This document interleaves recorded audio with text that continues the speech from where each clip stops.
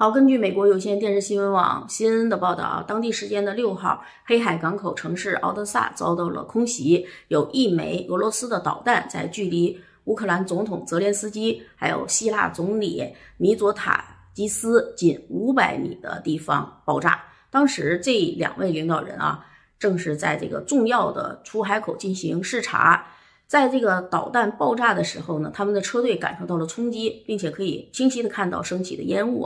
乌克兰海军发言人表示，这次袭击呢导致5人死亡，还有多人受伤，但是泽连斯基和这个希腊总理呢没有受伤。希腊总理米佐塔基斯对媒体表示当他们上车时就听见了巨大的爆炸声，他们没时间前往庇护所，当时的情况非常紧张，跟在报纸上读到的关于战争的报道相比，亲身感受是不一样的。他认为这是最好最生动的提醒他们这里正在发生一场真正的战争。泽连斯基呢，只是在讲话中指责俄罗斯并不在乎哪里发动袭击，并借此机会再度强调了防空系统对于乌克兰的重要性，以便后续呢会向西方求援。美国白宫发言人呢，他也回应说，这表明了乌克兰对于武器援助的迫切需求。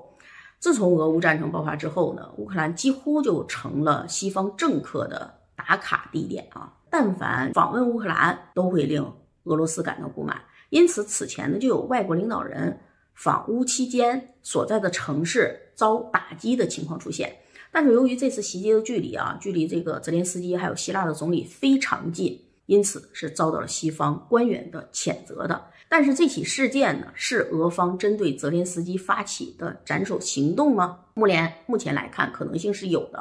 当前这个泽连斯基呢，已经是反俄的明星人物了。如果俄罗斯的袭击导致泽连斯基出现意外的话，那可能会引起乌克兰更加强硬的反抗，西方国家呢也会找到借口，进一步的对乌克兰提供更强的军备，对俄罗斯施加更严厉的制裁。俄罗斯呢很清楚这一点。在当前北约已经开始讨论向乌克兰部署军队的当下，俄罗斯呢应该是更加慎重的。所以呢，这次导弹袭击就是斩首的行动可能性有，但顶多呢算是对乌克兰和北约勾连发起的一个警告罢了。俄罗斯方面呢已经证实了这个消息俄罗斯国防部呢是这么说的，说当日俄军向敖德萨工业港口区的一座仓库发射了1枚精确制导导弹，并且呢称当时的乌军无人艇正在准备作战行动。目前来看，俄方的说法还是比较合理的。虽然说从战况上来看，俄军仍然是占有优势的，但是乌克兰使用无人机、无人艇、导弹发起的这个不对称作战，已经是给俄罗斯造成了越来越多的损失。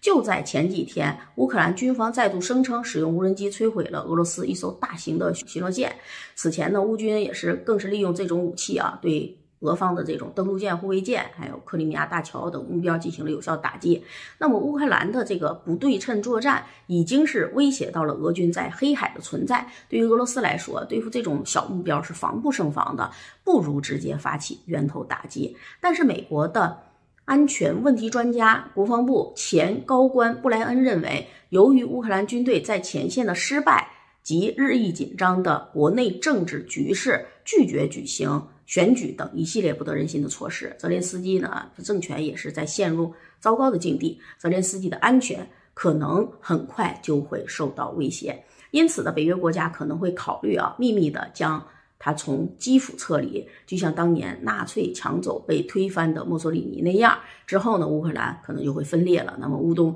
可能就会被俄罗斯失控，这也就是俄罗斯所乐见的了。好，本期视频呢咱们聊这么多再见。